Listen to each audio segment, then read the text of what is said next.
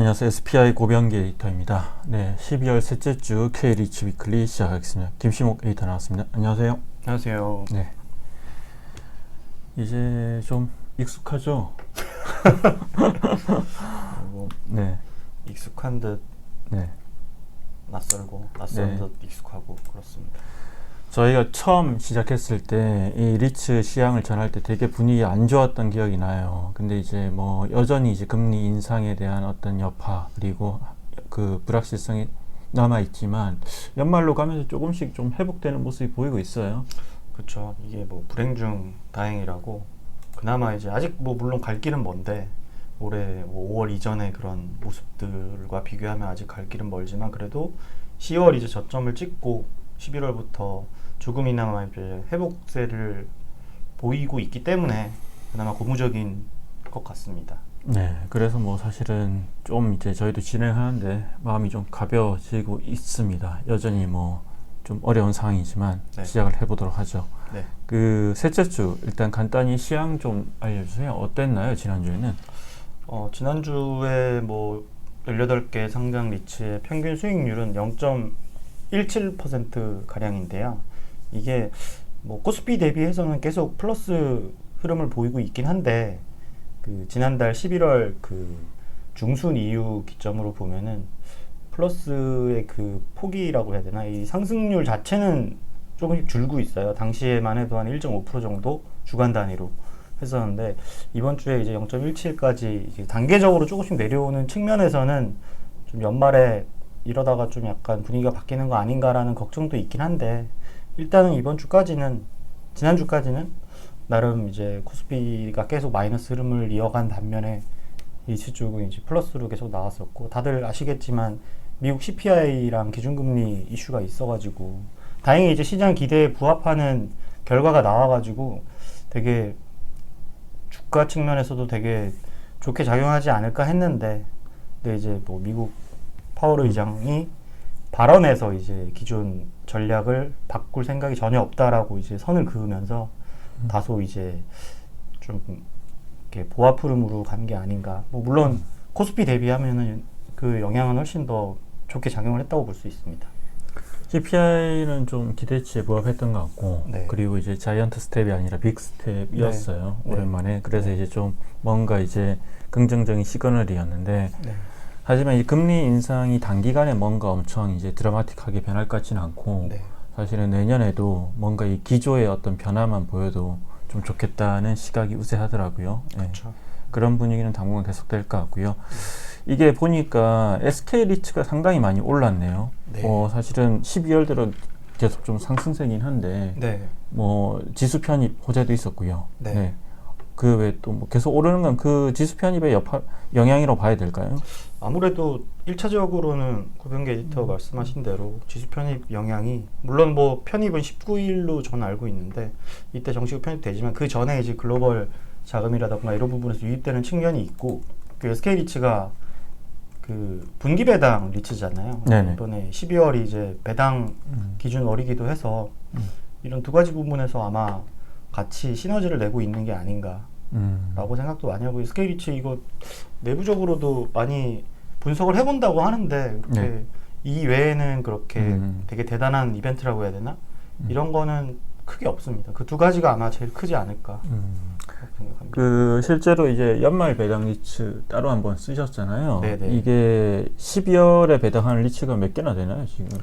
지금 제가 기억하기로는 7개인가 그런데 네. 지금 보니까 네. 네 7개인데 이게 18개 전체 중에 따지면 거의 40%라고 네. 보시면 돼요. 근데 일단 제가 기사로도 썼지만 11월에 배당 기준월이었던 리츠들이 주가가 상당히 견조했고 견조했다는 표현은 좀 그렇고 회복세가 뚜렷했고 12월에도 그 메뚜기라고 하잖아요. 네네네. 그 투자자들이 이탈이 크게 없었던 점을 감안하면은 12월에도 이런 부분에서 좀 호재가 되지 않을까라고 기대하는 분들도 있더라고요.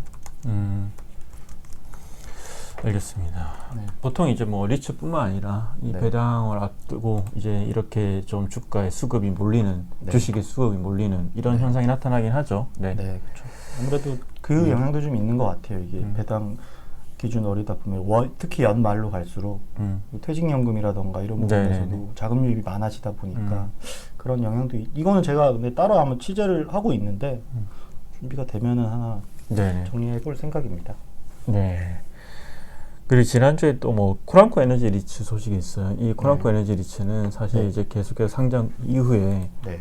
자산을 매각하면서 이 자산 매각한 자금을 바탕으로 추가 배당을 하면서 상당히 좋은 반응을 이렇게 이끌어냈었잖아요. 네네. 근데 최근에도 계속 자산을 또 매각하고 배당금을 확대하고 있네요. 보니까. 그렇죠. 이게 뭐 아시겠지만 작년에도 17개의 주유소를 매각을 해가지고 물론 뭐 수도권이나 서울에 있는 알짜 이런 게 아니라 비주력 주유소라고 불리는 네네. 그러니까 효율성이 좀 떨어지는 곳들 위주로 매각을 해가지고 용도 변경을 하거나 또 다른 개발 사업을 하거나 이런 식으로 해가지고 작년에도 이렇게 팔아가지고 10% 이상 수익률을 냈었고 뭐 주가도 당연히 코람코 에너지 같은 경우는 작년 기준으로 많이 올랐어요. 근데 네.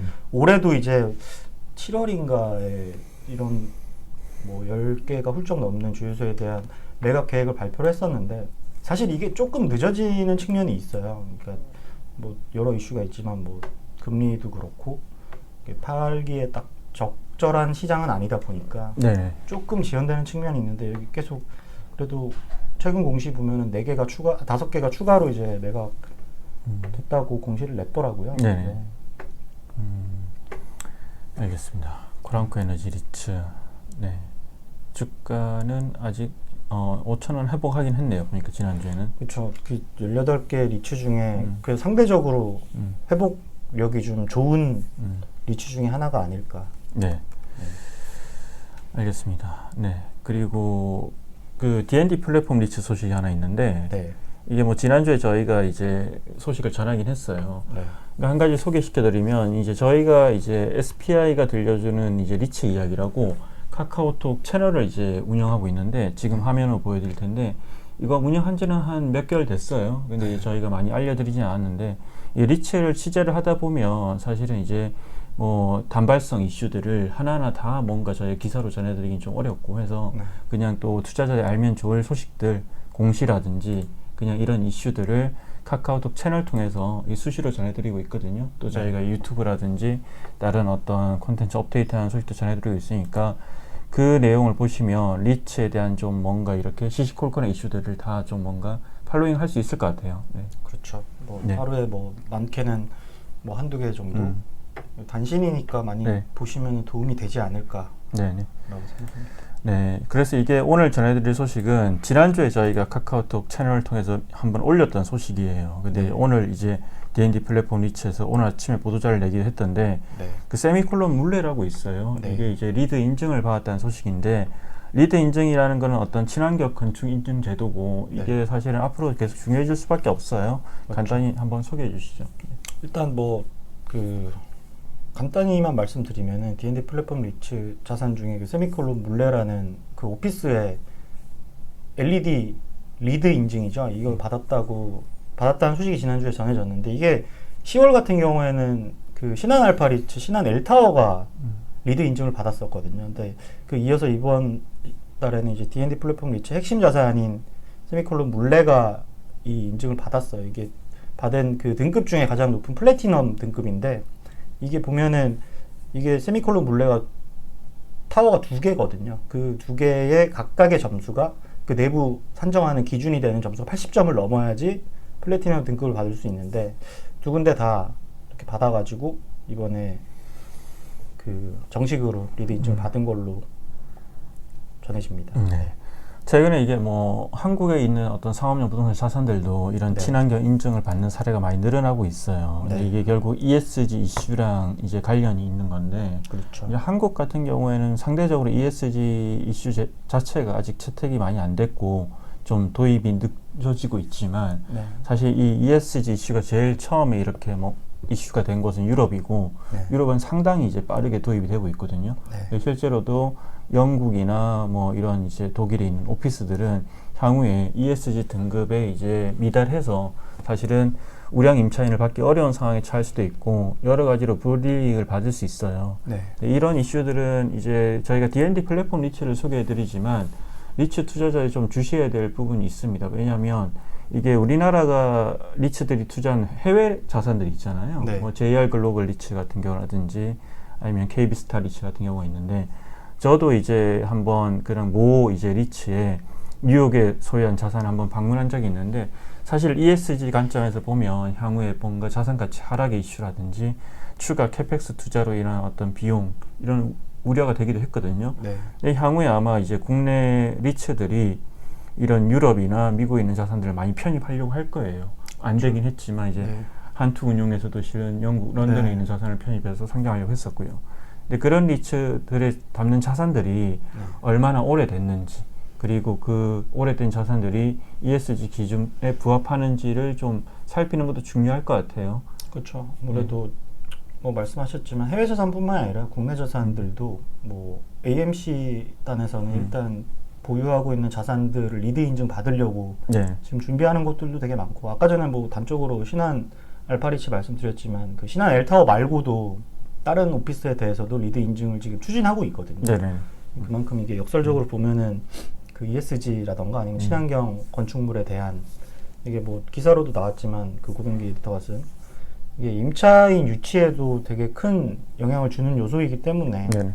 뭐 안 할 수가 없는 거죠. 속된 말로. 네. 그렇죠. 일단은 뭐 한국이 느리다고 해도 이제 한국에 진출한 외국계 글로벌 기업들은 이런 자산을 이제 우량한 외국계 기업들은 이런 자산을 그러니까 ESG 기준이 갖춰진 자산을 중요하게 보고 그 자산을 이제 임차해서 쓰거든요. 네. 그렇게 치면은 한국에 있는 오피스 리츠들도 뭐 그 영향이 이제 가시권에 들었다고 볼 수 있는 거죠. 그렇죠. 네. 이번 주 소식은 이 정도로 전해드리도록 하겠습니다. 네. 고맙습니다. 감사합니다.